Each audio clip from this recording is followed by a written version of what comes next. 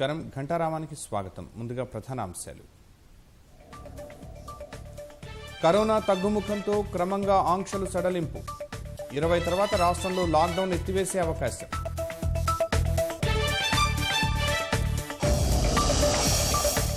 ఆదాయం పెంపు మార్గాలపై రాష్ట్ర ప్రభుత్వం దృష్టి. నిధుల సమీకరణపై నేడు మంత్రివర్గ ఉపసంఘం భేటీ.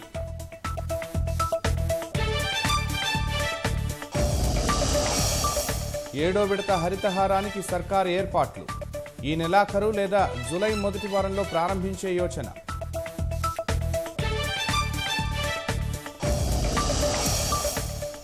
జమ్మూ కశ్మీర్లో ఉనికి కోసం ముష్కరుల ఎత్తులు. బుల్లెట్ ప్రూఫ్ జాకెట్లను చీల్చే బుల్లెట్లతో కొత్త కుట్రలు.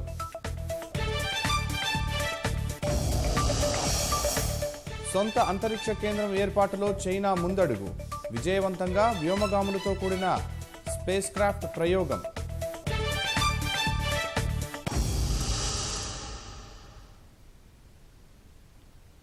దేశంలో కరోనా ఉధృతి మరింత తగ్గుతోంది. 70 రోజుల తర్వాత యాక్టివ్ కేసుల సంఖ్య 9 లక్షల దిగువకు వచ్చింది. కేసులు, మరణాల సంఖ్యలో తగ్గుదల కొనసాగుతోంది. వైరస్ ఉధృతి తగ్గుతున్న నేపథ్యంలో మరిన్ని రాష్ట్రాలు ఆంక్షల సడలింపు బాటపడుతున్నాయి. దేశంలో కరోనా రెండో దశ ఉధృతి క్రమంగా క్షీణిస్తోంది. యాక్టివ్ కేసులు తగ్గుతుండగా కోలుకుంటున్న వారి సంఖ్య పెరుగుతోంది. దేశంలో 70 రోజుల తర్వాత యాక్టివ్ కేసుల సంఖ్య 9 లక్షల దిగువకు చేరింది. ప్రస్తుతం 8,65,432 యాక్టివ్ కేసులు ఉన్నాయి. మంగళవారం ఉదయం 8 గంటల నుంచి బుధవారం ఉదయం 8 గంటల వరకు దేశంలో 62,244 కేసులు నమోదయ్యాయి. మరో 2,542 మందిని వైరస్ బలి తీసుకుంది. కేరళలో 13,270 కొత్త కేసులు బయటపడగా 147 మంది చనిపోయారు. తమిళనాడులో 10,448 కేసులను గుర్తించగా 270 మంది ప్రాణాలు కోల్పోయారు. మహారాష్ట్రలో 10,107 మంది కొత్తగా కరోనా బారిన పడగా 237 మంది వైరస్ కాటుకు బలయ్యారు. కర్ణాటకలో 7,345 మందికి కరోనా సోకగా 148 మంది చనిపోయారు. ఒడిశాలో 3,535 కొత్త కేసులు బయటపడగా 44 మంది మృతి చెందారు. బంగాల్లో 3,187 మంది కరోనా బారిన పడగా 69 మందిని మహమ్మారి బలి తీసుకుంది. పంజాబ్లో 688 కొత్త కేసులను గుర్తించగా 46 మంది చనిపోయారు. ఉత్తరప్రదేశ్లో 310 మందికి వైరస్ సోకగా 50 మంది ప్రాణాలు కోల్పోయారు. రాజస్థాన్లో 280 కొత్త కేసులు నమోదు కాగా 9 మరణాలు సంభవించాయి. హర్యానాలో 249 కొత్త కేసులను గుర్తించగా 39 మందిని వైరస్ బలి తీసుకుంది. ఢిల్లీలో 212 కేసులు బయటపడగా 25 మంది చనిపోయారు. మధ్యప్రదేశ్లో మరో 160 కేసులను గుర్తించగా 34 మంది వైరస్ కాటుకు బలయ్యారు. కరోనా కేసులు, మరణాలు తగ్గుతుండటంతో కొన్ని రాష్ట్రాలు ఆంక్షలు సడలించాయి. ఒడిశా, ఛత్తీస్గఢ్, జార్ఖండ్ రాష్ట్రాల సరిహద్దులను తెరిచింది. అయితే ముందు జాగ్రత్తగా లాక్డౌన్ను జూలై 1 వరకు పొడిగించింది. రాష్ట్రంలో కరోనా కేసులు తగ్గుముఖం పడుతుండటంతో లాక్డౌన్ పూర్తిగా ఎత్తివేసే అవకాశం కనిపిస్తోంది. రాష్ట్ర ఆర్థిక పరిస్థితులతో పాటు వైద్య ఆరోగ్య శాఖ సమర్పిస్తున్న రోజువారీ కరోనా కేసుల లెక్కలను దృష్టిలో ఉంచుకుని ప్రభుత్వం ఆ దిశగా ఆలోచన చేస్తున్నట్లు సమాచారం. లాక్డౌన్ ఎత్తివేతపై మంత్రివర్గంలో చర్చించి కానీ లేకుంటే మంత్రులు, ఎమ్మెల్యేల అభిప్రాయం తెలుసుకుని లాక్డౌన్ ఎత్తివేతపై సీఎం కేసీఆర్ తుది నిర్ణయం తీసుకునే సూచనలు ఉన్నట్లు తెలుస్తోంది. ఈ నెల 20 తర్వాత లాక్డౌన్ ఎత్తివేసే సూచనలు కనిపిస్తున్నాయి. కరోనా కేసులు తగ్గుతుండటంతో పాటు తెలంగాణ ఆర్థిక పరిస్థితి మెరుగుదలకు వీలుగా పూర్తి స్థాయిలో కార్యకలాపాల్ని అనుమతించే ఉద్దేశంతో ప్రభుత్వం ఈ నిర్ణయానికి వచ్చినట్లు తెలిసింది. వ్యవసాయ సీజన్ వేగం పుంజుకోవడంతో లాక్డౌన్ ఎత్తివేతను అనివార్యంగా భావిస్తోంది. తెలంగాణలో ప్రస్తుతం ఉదయం 6 నుంచి సాయంత్రం 6 గంటల వరకు లాక్డౌన్ నుంచి వెసులుబాటు కల్పించింది. ఈ నెల 19 వరకు రాత్రిపూట కర్ఫ్యూ ఆంక్షలు కొనసాగనున్నాయి. ఆ తర్వాత ఏం చెయ్యాలనే విషయమై ఈ నెల 20 లోపు ప్రభుత్వం నిర్ణయం తీసుకోవాల్సి ఉంది. మరోవైపు పల్లె, పట్టణ ప్రగతి పనుల పరిశీలనకు సీఎం కేసీఆర్ జిల్లాల పర్యటనలు ఈ నెల 20 నుంచి మొదలు కానున్నాయి. జిల్లా కలెక్టరేట్లు, పోలీసు కార్యాలయాల్ని ప్రారంభించడంతో పాటు ఆకస్మిక తనిఖీలు చేపట్టనున్నారు. ఈ నేపథ్యంలో మంత్రిమండలి సమావేశం జరిగేది అనుమానంగా కనిపిస్తోంది. అదే పరిస్థితి ఉంటే సీఎం కేసీఆర్ మంత్రుల అభిప్రాయం తీసుకుని లాక్డౌన్ పై ఆదేశాలు ఇచ్చే వీలుంది. కరోనా కేసుల తగ్గుదలపై రోజువారీగా ప్రభుత్వానికి నివేదిక ఇస్తున్న వైద్య ఆరోగ్య శాఖ లాక్డౌన్ కొనసాగించాల్సిన అవసరం లేదనే భావనతో ఉన్నట్లు తెలుస్తోంది. ఈ నెల 21 నుంచి కేంద్రం ఉచిత టీకాల కార్యక్రమం చేపడుతున్న నేపథ్యంలో 20 నుంచి లాక్డౌన్ పూర్తిగా ఎత్తివేతకు ప్రభుత్వం మొగ్గు చూపుతున్నట్లు తెలుస్తోంది. కరోనా కారణంగా తగ్గిన ఆదాయాన్ని పెంచుకునే మార్గాలపై రాష్ట్ర ప్రభుత్వం కసరత్తు వేగవంతం చేస్తోంది. ఒక్క మే నెలలోనే 4,100 కోట్ల రూపాయల ఆదాయాన్ని కోల్పోయినట్లు ఇటీవల కేంద్రానికి తెలిపింది. ఈ నేపథ్యంలో నిధుల సమీకరణలో భాగంగా ప్రభుత్వం గృహ నిర్మాణ సంస్థ వద్ద నిరుపయోగంగా ఉన్న భూములను విక్రయించే ప్రక్రియను ఇప్పటికే ప్రారంభించింది. హెచ్ఎండిఏ, టీఎస్ఐఐసి భూముల వేలానికి నోటిఫికేషన్ కూడా జారీ చేసింది. అటు రుణ పరిమితిని 5% పెంచాలని కేంద్ర ప్రభుత్వానికి విజ్ఞప్తి చేయడంతో పాటు ఇతర అవకాశాలపై కూడా సర్కార్ దృష్టి సారించింది. ఇందులో భాగంగా నిధుల సమీకరణపై ఏర్పాటైన మంత్రివర్గ ఉపసంఘం ఇవాళ సమావేశం కానుంది. ఆర్థిక శాఖ మంత్రి హరీష్ రావు నేతృత్వంలో మంత్రులు కేటీఆర్, శ్రీనివాస్ గౌడ్తో పాటు అధికారులు సమావేశమై సంబంధిత అంశాలపై చర్చించనున్నారు. గృహ నిర్మాణ సంస్థ పరిధిలోని భూములు, ఇండ్ల విక్రయం సహా ఇతర అంశాలపై ఉపసంఘం చర్చించనుంది. ఎంసెట్ సహా పలు ప్రవేశ పరీక్షలను వాయిదా వేయాలని ఉన్నత విద్యా మండలి నిర్ణయించింది. షెడ్యూల్ను సవరించి అనుమతి కోసం ప్రభుత్వానికి ప్రతిపాదనలు పంపించింది. ఆగస్టు 5 నుంచి 9 వరకు ఎంసెట్ నిర్వహించాలని ప్రతిపాదించింది. ఐసెట్, లాసెట్, ఎడ్సెట్ షెడ్యూల్ ప్రకారమే జరపవచ్చునని, మార్చాల్సిన అవసరం లేదని భావిస్తోంది. మరోవైపు వాయిదా పడిన జేఈఈ మెయిన్ 3వ పరీక్ష జూలై చివరి వారంలో జరిగే అవకాశం కనిపిస్తోంది.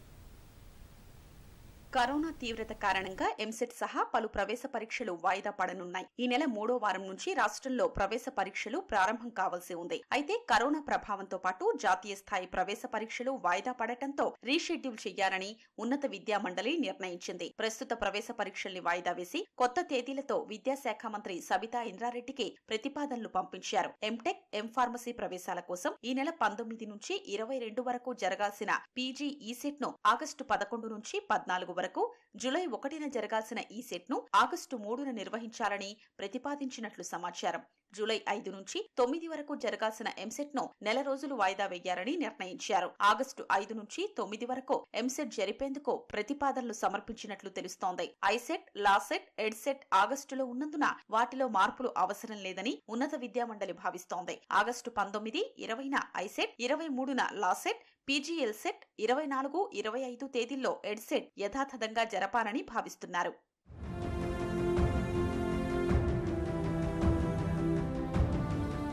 ఆన్లైన్ ప్రవేశ పరీక్షలు నిర్వహించే టీసీఎస్ ఐయాన్ సంస్థతో చర్చించి కొత్త తేదీల్ని ఖరారు చేశారు. జేఈఈ వంటి జాతీయ పరీక్షల్ని కూడా టీఎస్సీఎస్ ఐయాన్ నిర్వహిస్తుంది. కాబట్టి జాతీయ స్థాయి ప్రవేశ పరీక్షలు ఉండే తేదీల్లో కాకుండా ఇతర రోజుల్లో రాష్ట్ర స్థాయి పరీక్షలకు ప్రణాళికలు చేసినట్లు సమాచారం. 1-2 రోజుల్లో ప్రభుత్వం నిర్ణయం తీసుకున్నాక ఉన్నత విద్యా మండలి కొత్త తేదీల్ని ప్రకటించనుంది. మరోవైపు వాయిదా పడిన జేఈఈ మెయిన్ 3వ పరీక్షను జూలై చివరి వారంలో జరిపేందుకు ఎన్టీఏ సిద్ధమవుతున్నట్లు సమాచారం. 3వ పరీక్ష నిర్వహించిన తరువాత 4వ పరీక్షపై నిర్ణయం తీసుకునే అవకాశం ఉంది. కరోనా 3వ దశ వదంతుల నేపథ్యంలో కేంద్రం అప్రమత్తమైంది. మహమ్మారి సోకిన పిల్లల సంరక్షణ కోసం మార్గదర్శకాలు రూపొందించింది. చిన్నారుల్లో కోవిడ్ తీవ్రత అధికంగా ఉండే అవకాశం లేదని స్పష్టం చేసిన కేంద్రం పెద్దలకు వినియోగిస్తున్న ఔషధాలు, యాంటీబయాటిక్స్ ను పిల్లలకు ఉపయోగించకూడదని తేల్చి చెప్పింది. చిన్నారులకు కరోనా టీకా అందుబాటులోకి వస్తే అనారోగ్య సమస్యలు ఉన్న వారికి ప్రాధాన్య క్రమంలో వ్యాక్సిన్ అందిస్తామని తెలిపింది. కరోనా చికిత్సలో భాగంగా వినియోగిస్తున్న ఐవర్మెక్టిన్, హైడ్రాక్సీక్లోరోక్విన్, ఫావిపిరవిర్ వంటి ఔషధాలు వయోజనుల కోసమేనని కేంద్ర ప్రభుత్వం స్పష్టం చేసింది. కరోనా సోకిన చిన్నారులకు వీటిని ఉపయోగించేందుకు సిఫార్సు చెయ్యలేదని తేల్చి చెప్పింది. డాక్సీసైక్లైన్, అజిథ్రోమిసిన్ వంటి యాంటీబయోటిక్స్ కు కూడా ఇదే వర్తిస్తుందని తాజా మార్గదర్శకాల్లో కేంద్రం వివరించింది. ఈ ఔషధాలు, యాంటీబయాటిక్స్ ను చిన్నారులపై ఇప్పటి వరకు ప్రయోగించలేదని తెలిపింది. కరోనా తీవ్రత అధికంగా ఉన్న చిన్నారులకు చికిత్స అందించే విధంగా కోవిడ్ కేర్ సెంటర్లలో సదుపాయాల్ని మెరుగుపర్చాలని కేంద్ర ఆరోగ్య శాఖ మార్గదర్శకాల్లో సూచించింది. చిన్నారులకు కరోనా వ్యాక్సిన్ అందుబాటులోకి వస్తే అనారోగ్య సమస్యలు ఉన్న వారికి ప్రాధాన్య క్రమంలో వ్యాక్సిన్ అందించనున్నట్లు తెలిపింది.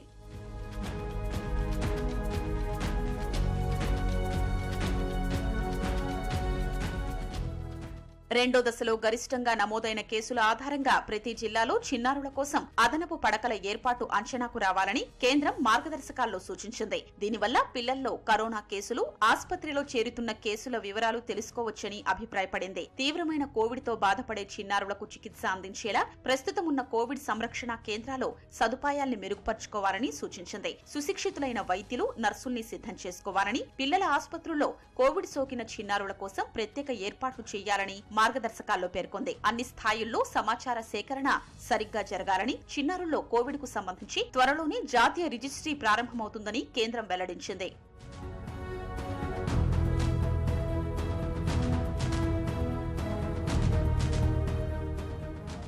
ఎక్కువ మంది చిన్నారులకు కరోనా లక్షణాలు ఉండడం లేదని తెలిపిన కేంద్రం స్వల్ప లక్షణాలు ఉన్నవారు ఇంట్లోనే చికిత్స తీసుకుంటే సరిపోతుందని స్పష్టం చేసింది. వీరికి పారాసిటమాల్ టాబ్లెట్లను సిఫార్సు చేసింది. ఈ రోగులపై పర్యవేక్షణ ఉంచాలని ఆశా ఎంపీడబ్ల్యూ కార్యకర్తలకు దిశానిర్దేశం చేసింది. సీరో సర్వే నివేదిక ప్రకారం 10 ఏళ్లు పైబడిన పిల్లల్లో కరోనా వ్యాప్తి వయోజనుల స్థాయిలోనే ఉంటుందని మార్గదర్శకాల్లో కేంద్రం పేర్కొంది. ఆరోగ్యంగా ఉన్న చిన్నారుల్లో తీవ్ర స్థాయిలో కరోనా ప్రబలే అవకాశం చాలా అరుదు అని వివరించింది. లాక్డౌన్ తొలగించడం, పాఠశాలల పునః ప్రారంభమవుతున్న నేపథ్యంలో కరోనా వైరస్ కేసులు మళ్లీ స్వల్పంగా పెరిగే అవకాశం ఉందని కేంద్ర ప్రభుత్వం అంచనా వేసింది. దీన్ని అడ్డుకునేందుకు ప్రభుత్వ, ప్రైవేటు రంగాల భాగస్వామ్యం అవసరమని పేర్కొంది. ఎప్పటికప్పుడు రూపం మార్చుకుంటూ ప్రపంచ దేశాలను కలవరపెడుతున్న కరోనా వైరస్ మరోసారి రూపాంతరం చెందింది. రష్యాలో కొత్త స్ట్రెయిన్ వైరస్ ను కనుగొన్నట్లు గమలియా నేషనల్ సెంటర్కు చెందిన శాస్త్రవేత్తలు వెల్లడించారు. మాస్కోలో తొలిసారిగా వెలుగు చూడటంతో ఈ వైరస్ ను అదే నగరం పేరుతో పిలుస్తున్నట్లు తెలిపారు. రష్యాలో కేసుల సంఖ్య విస్తృతంగా పెరుగుతున్న నేపథ్యంలో పరీక్షలు చేయగా ఈ రకం వైరస్ వెలుగులోకి వచ్చినట్లు పేర్కొన్నారు. తాజా స్ట్రెయిన్ వైరస్ పై స్పుట్నిక్ వి వ్యాక్సిన్ ఎంతమేర ప్రభావం చూపుతుందో తెలుసుకునే పనిలో ఉన్నట్లు వెల్లడించారు. ఈ వైరస్ పై పరిమిత సమాచారం మాత్రమే ఉందని తెలిపారు. రష్యాలో బుధవారం కొత్తగా 13,397 కరోనా కేసులు నమోదవగా వీటిలో 5,782 కేసులు మాస్కోలోనే వెలుగు చూశాయి. రాష్ట్రంలో 7వ విడత హరితహారానికి రంగం సిద్ధమవుతోంది. ఈ నెలాఖరు లేదా జులై మొదటి వారంలో మొక్కలు నాటే కార్యక్రమాన్ని లాంఛనంగా ప్రారంభించనున్నారు. ఈ ఏడాది దాదాపు 20 కోట్ల మొక్కలు నాటాలని లక్ష్యం నిర్దేశించుకున్నారు. రాష్ట్ర వ్యాప్తంగా అన్ని రహదారుల వెంట మల్టీ లెవెల్ అవెన్యూ ప్లాంటేషన్ కు ప్రాధాన్యత ఇవ్వనున్నారు.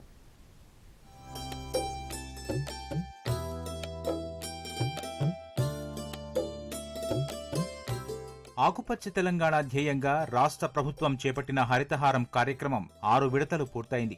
మొత్తం 230 కోట్ల లక్ష్యానికి గాను 210 కోట్ల 68 లక్షల మొక్కలు నాటినట్లు ప్రభుత్వ లెక్కలు చెబుతున్నాయి. అటవీ ప్రాంతాల్లో 57 కోట్ల 66 లక్షలు, అటవీయేతర ప్రాంతాల్లో 153 కోట్ల 2 లక్షల మొక్కలు నాటారు. ప్రస్తుతం 7వ విడత హరితహారం కార్యక్రమానికి ప్రభుత్వం సిద్ధమైంది. త్వరలోనే రాష్ట్ర వ్యాప్తంగా మొక్కలు నాటే కార్యక్రమాన్ని ప్రారంభించనున్నారు. ఈ దఫాలో 19 కోట్ల 91 లక్షల మొక్కలు నాటాలని లక్ష్యంగా పెట్టుకున్నారు. కేవలం నాటడమే కాకుండా మొక్కల సంరక్షణపై ప్రత్యేకంగా దృష్టి సారించాలని, ఆయా శాఖలు ఇందుకు సంబంధించి పూర్తి బాధ్యత తీసుకోవాలని ప్రభుత్వం స్పష్టం చేసింది. 7వ విడత హరితహారం కోసం అటవీ శాఖతో పాటు పంచాయతీరాజ్, పురపాలక శాఖల తరపున మొక్కలు సిద్ధం చేశారు. అటవీ శాఖతో పాటు ఊరూరా ఏర్పాటు చేసిన నర్సరీల్లో మొక్కలను పెంచారు. సాధారణ మొక్కలతో పాటు పండ్లు, పూలు ఇలా విభిన్న రకాలను అందుబాటులో ఉంచారు. హరితహారం ప్రతి విడతలోనూ ఏదో ఒక తరహా మొక్కలు నాటే విధానానికి ప్రాధాన్యత ఇస్తున్నారు. గతంలో సీడ్ బాల్స్, యాదాద్రి నమూనాలు చేపట్టారు. ఈ దఫా రాష్ట్ర వ్యాప్తంగా అన్ని రహదారుల వెంట మల్టీ లెవెల్ అవెన్యూ ప్లాంటేషన్ కు ప్రాధాన్యత ఇవ్వాలని నిర్ణయించారు. జాతీయ, రాష్ట్రీయ, గ్రామీణ రోడ్ల వెంట బహుళ వరుసల్లో రహదారి వనాలు అభివృద్ధి చేయాలని, అందుకు తగిన ప్రణాళికలు రూపొందించాలని ఉన్నతాధికారులు ఆదేశించారు. ఒక్కో జిల్లాలో కనీసం 300 కిలోమీటర్ల మేర మల్టీలెవెల్ అవెన్యూ ప్లాంటేషన్ చేపట్టాలని లక్ష్యంగా నిర్దేశించారు. హరితహారం కార్యక్రమంలో భాగంగా మొక్కలు నాటడం, సంరక్షణ బాగానే ఉన్న కొన్ని జిల్లాల్లో పచ్చదనంపై సీఎం కేసీఆర్ సంతృప్తిగా లేరని అధికారులు చెబుతున్నారు. పల్లె ప్రగతి, పట్టణ ప్రగతి పురోగతిపై ఆకస్మిక తనిఖీల సందర్భంగా కూడా పచ్చదనం తీరుపై సీఎం ప్రత్యేకంగా దృష్టి సారించనున్నారు.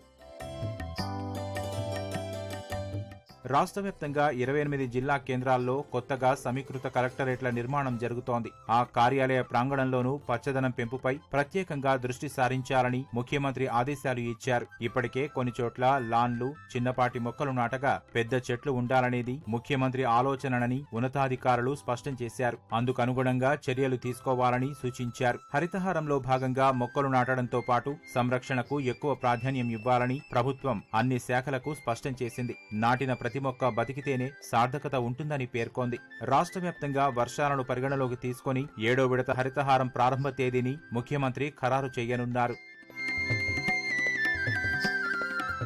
మరోవైపు పల్లె, పట్టణ ప్రగతితో పాటు ప్రకృతి వనాలు ఏర్పాటు వల్ల ఏడాదిలోనే దాదాపు 20,000 ఎకరాల విస్తీర్ణంలో పచ్చదనం పెరిగిందని ప్రభుత్వ వర్గాలు అభిప్రాయపడుతున్నాయి. ఇదే స్ఫూర్తితో ఈ దఫాలో మండల కేంద్రాలు, పట్టణ ప్రాంతాల్లో 5 నుంచి 10 కిలోమీటర్ల విస్తీర్ణంలో ప్రకృతి వనాలను అభివృద్ధి చేయాలన్న ఆలోచనలో ప్రభుత్వం ఉంది. వానాకాలంలో రాష్ట్రంలోని 60 లక్షల ఎకరాలకు సాగునీరు అందించాలని నీటిపారుదల శాఖ నిర్ణయించింది. ఇంజనీరింగ్ చీఫ్ మురళీధర్ నేతృత్వంలో రాష్ట్ర స్థాయి సాగునీటి సమీకృత ప్రణాళిక నిర్వహణ కమిటీ సమావేశం హైదరాబాద్ జలసౌధలో జరిగింది.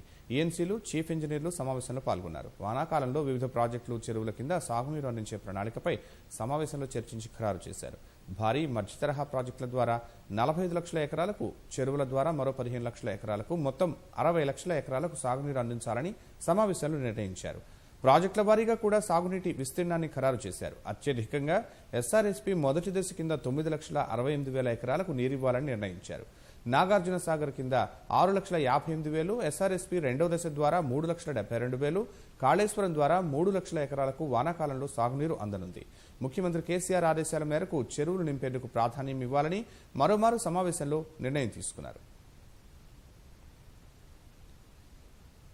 హైదరాబాద్ క్రికెట్ అసోసియేషన్ అధ్యక్షుడు అజారుద్దీన్ పై అపెక్స్ కౌన్సిల్ వేటు వేసింది. పరస్పర విరుద్ధ ప్రయోజనాలు కలిగి ఉండటం, హెచ్సీఏ నిబంధనలకు వ్యతిరేకంగా నిర్ణయాలు తీసుకోవడం వంటి కారణాలతో హెచ్సీఏ అపెక్స్ కౌన్సిల్ అధ్యక్షుడు అజార్కు షోకాజ్ నోటీసులు జారీ చేశారు. ఈ నెల 2న అజార్కు షోకాజ్ నోటీసు ఇచ్చిన అపెక్స్ కౌన్సిల్ ఆయనపై ఉన్న కేసులు పెండింగ్లో ఉన్నందున హెచ్సీఏ సభ్యత్వాన్ని రద్దు చేస్తున్నట్లు ప్రకటించింది. సుగంధ ద్రవ్యాల్లో వాడే అంబర్ గ్రీస్ పదార్థం తమ వద్ద ఉందని నకిలీ పదార్థాన్ని అమ్ముతున్న ముఠాను హైదరాబాద్ సైఫాబాద్ పోలీసులు అరెస్టు చేశారు. వారి నుంచి నకిలీ సామగ్రితో పాటు పలు వస్తువులు స్వాధీనం చేసుకున్నారు. కాలాపతర్కు చెందిన వ్యాపారి షకీర్ అలీతో పాటు షేక్ అలీ, మహమ్మద్ ఆరిఫ్, మహమ్మద్ నజీర్, మోహన్ లాల్ యాదవ్లను పోలీసులు అరెస్టు చేశారు. ఎలక్ట్రానిక్ పరికరాలను అతికించేందుకు వాడే గమ్ లాంటి పదార్థాన్ని అంబర్ గ్రీస్ గా చూపుతూ లక్షల్లో సొమ్ము చేసుకుంటున్నట్లు పోలీసులు తెలిపారు. అలాగే సులేమాన్ స్టోన్ ఉందని, బ్రిటిష్ వారు వినియోగించిన అయస్కాంత ప్లేట్ ఉందని మోసం చేస్తున్నారు. సమాచారం అందుకున్న east zone task force Saifabad పోలీసులు 7గురిని అరెస్టు చేసి రిమాండ్కు తరలించారు.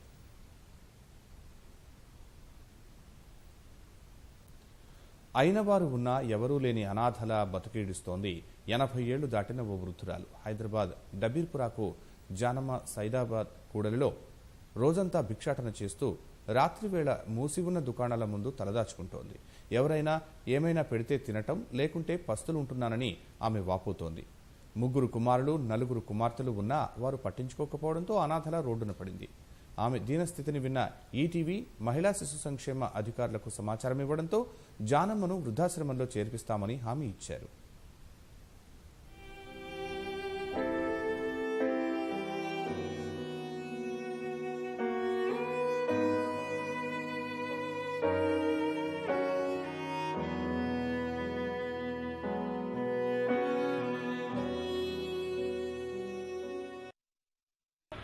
నాం బతకాలి 6 మంది 4 బిడ్డలు ఉన్నారయ్యా.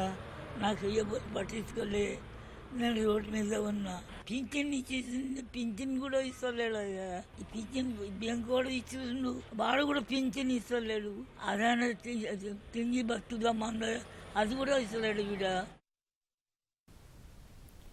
ప్రతి ఒక్కరూ రక్తదానం చేసి ప్రాణదాతలు కావాలని నటుడు ఉత్తేజ్ పిలుపునిచ్చారు. హైదరాబాద్ జూబ్లీహిల్స్లోని చిరంజీవి రక్తనిధి కేంద్రంలో ఉత్తేజ్తో పాటు మైకా ఫిల్మ్స్ యాక్టింగ్ స్కూల్ విద్యార్థులు రక్తదానం చేశారు. ఈసారి నటన శిక్షణ స్కూల్ విద్యార్థులతో కలిసి రక్తదానం చేయటం చాలా ఆనందంగా ఉందన్నారు. చిరంజీవి చేస్తున్న ఈ కార్యక్రమంలో అందరూ భాగస్వాములు కావాలన్నారు. కరోనా కారణంగా రక్తదాతలు ముందుకు రాకపోవడంతో తీవ్ర కొరత ఏర్పడిందని, దీనిని దృష్టిలో పెట్టుకుని రక్తదానం చేసినట్లు ఉత్తేజ్ తెలిపారు. రక్తదాన విషయంలో డబ్బు కానీ ఒక తోటి మనిషి అవసరం కానీ లేదు. కేవలం స్వచ్ఛందంగా మనలో ఉన్న ఒక రక్తాన్ని ఒకరికి ఇస్తే, పైగా టెక్నికల్ గా డెవలప్ అయిన తర్వాత ఒకప్పుడు ఒకరికి రక్తం ఇస్తే ఒకరికే సహాయం అందేది. కానీ ఇప్పుడు ఒక్కరు రక్తం ఇస్తే 4 ప్రాణాలు నిలబడుతున్నాయి. అంటే red blood cells, white blood cells, plasma, platelets, ఇలా 4 ప్రాణాలు కాపాడుతున్నాం. ఇప్పుడు వ్యాక్సినేషన్ కానివ్వండి, సినిమా వాళ్ళకి మొత్తం వ్యాక్సినేషన్, అలాగే రేషన్ అందివ్వడం కానివ్వండి, ఇప్పుడు ఊరూరా ఆక్సిజన్ బ్లడ్ బ్యాంక్స్ పెట్టి అందరికీ ప్రాణాలు నిలపడం అన్నది ఎంతో మనసు ఉండాలి. అలాంటి గొప్ప పనులు చేస్తూ ఎంతో మందికి స్ఫూర్తినిస్తున్న చిరంజీవి గారికి మేమంతా సర్వదా కృతజ్ఞం. ఎవ్రీ 3 నెలలకు ఒకసారి, 4 నెలలకు ఒకసారి ఇలా అందరం వచ్చిస్తే ఎంతో ప్రాణాలు నిలబెట్టిన వాళ్ళం అవుతాం. గత ఏడాది వ్యవధిలో ప్రత్యక్ష పన్నుల వసూళ్లు రెట్టింపయ్యాయి. 2021-22 ఆర్థిక సంవత్సరం జూన్ 15 వరకు 1,85,871 కోట్ల రూపాయల ప్రత్యక్ష పన్నులు వసూలయ్యాయి. 2020-21 ఆర్థిక సంవత్సరం ఇదే కాలంలో 92,762 కోట్ల రూపాయలతో పోలిస్తే ఇది రెట్టింపు మొత్తం.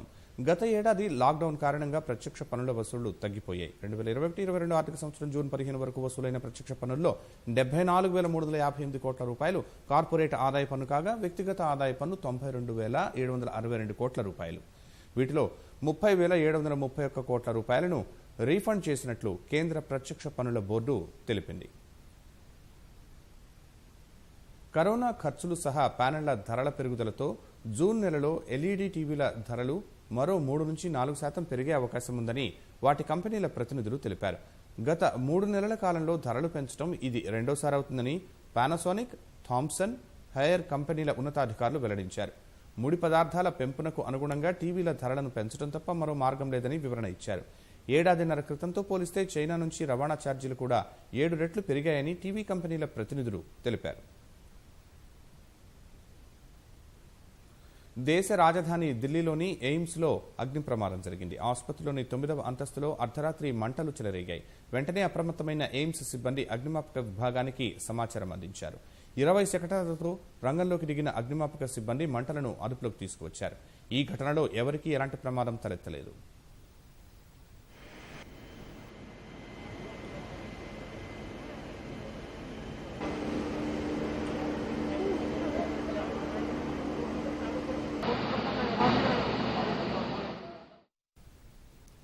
జమ్మూ కశ్మీర్లో ఉగ్రవాద మూలాలను భద్రతా దళాలు కూకటి వేళ్లతో పెకలిస్తుండటంతో ముష్కరముఖ కొత్త కుట్రలను పన్నుతోంది. తమ ఉనికిని చాటుకునేందుకు విధ్వంసం సృష్టించే బుల్లెట్లను పాకిస్తాన్ నుంచి సమకూర్చుకుంటోంది. ఇప్పటివరకు ఉగ్రవాద ఉనికి ఎక్కువగా ఉన్న దేశాల్లోనే వినియోగించిన ఏపీఐ బుల్లెట్లు ఇప్పుడు జమ్మూ కశ్మీర్లో లభ్యం కావడం కలకలం రేపుతోంది. బుల్లెట్ ప్రూఫ్ జాకెట్లను కూడా చీల్చేసే ఈ ప్రమాదకర బుల్లెట్లు ఇప్పుడు భద్రతా దళాలకు సవాల్ విసరనున్నాయి. జమ్మూ కశ్మీర్లో ముష్కరమూక కొత్త కుట్ర పన్నుతోంది. బుల్లెట్ ప్రూఫ్ జాకెట్లను చీల్చి ప్రాణనష్టం కలిగించగల ప్రమాదకర బుల్లెట్లను ముష్కరులకు పాక్ సమకూర్చడంతో భద్రతా దళాలు మరింత అప్రమత్తమయ్యాయి. ఆర్మర్ పియరింగ్ ఏపీ బుల్లెట్లు, ఆర్మర్ పియరింగ్ ఇన్సెండైరీ ఏపీఐ బుల్లెట్లను ముష్కరులు ఉపయోగిస్తున్నట్లు భారత ఆర్మీకి సమాచారం అందింది. ఏపీఐ బుల్లెట్లు, బుల్లెట్ ప్రూఫ్ జాకెట్లను కూడా ఛేదించగలవని, ఇవి ప్రమాదకరమని రక్షణ రంగ నిపుణులు హెచ్చరిస్తున్నారు. ఈ రెండింటిలో ఏపీఐ బుల్లెట్లు మరింత ప్రమాదకరమని, వీటిని పేల్చగానే అవి మండుతూ వెళ్లి లక్ష్యాన్ని చేరగానే పేలిపోతాయని వివరించారు.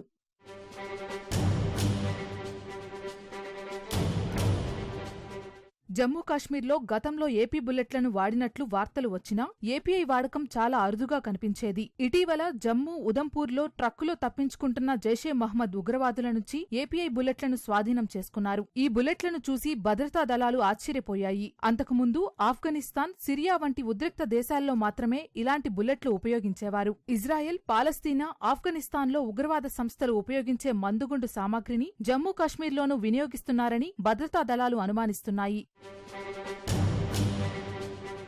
ఉగ్రవాదుల కుట్రల నేపథ్యంలో భద్రతా దళాలు మరింత అప్రమత్తమయ్యాయి. ముష్కరుల సవాల్ను ధీటుగా ఎదుర్కొనేందుకు సిద్ధమయ్యాయి. భద్రతా దళాల సమర్థత నేపథ్యంలో ఉగ్రమూకల ఆటలు సాగవని, వాటి లక్ష్యాలు విజయవంతం కావని పేర్కొన్నాయి. అంతర్జాతీయ ప్రమాణాలతో అలరారుతున్న రామోజీ ఫిల్మ్ సిటీలోని సుఖీభవ వెల్నెస్ సెంటర్ అలసిన మనసుకు, సొలసిన శరీరానికి స్వస్థతను కలిగించే కేంద్రంగా గుర్తింపు పొందింది. ప్రాకృతిక ధర్మాలకు పెద్దపీట వేస్తూ పరిపూర్ణ ఆరోగ్యం అందించే దిశగా కృషి చేస్తున్న ఈ వెల్నెస్ సెంటర్లో కరోనాను తట్టుకునేందుకు సాయపడే ప్రత్యేక చికిత్సలు అందుబాటులోకి తెచ్చారు.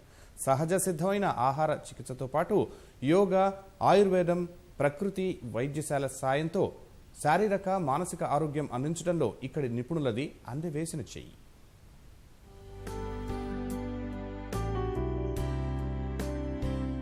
ప్రకృతికి దూరంగా బతుకుతున్నందున ప్రస్తుతం ఎన్నో ఆరోగ్య సమస్యలు మనల్ని వేధిస్తున్నాయి. మనం ఎదుర్కొనే చాలా ఆరోగ్య సవాళ్లకు ఇంటి పెరట్లోనో, వంటగదిలోనో దొరికే వస్తువులతోనే చెక్ పెట్టవచ్చు అంటున్నారు Sukhibhava wellness centre director doctor Archana. ఒంట్లో ఆక్సిజన్ స్థాయిలు పెంచే పానీయాల గురించి వివరిస్తున్నారు. हमारे पास हमारे नेचर ने हमें बहुत ही ऐसी चीज़ें दी हैं जो ऑक्सीजन लेवल को इंक्रीज़ करने में हेल्प करती हैं, और बहुत सारी चीज़ें ऐसी हैं जो वायरस को कंट्रोल करती हैं, जो हमारे किचन में इजीली अवेलेबल होती हैं. नीम अपने आप में बहुत अच्छा ऑक्सीजन लेवल को इंक्रीज़ करने वाला एक प्लांट है.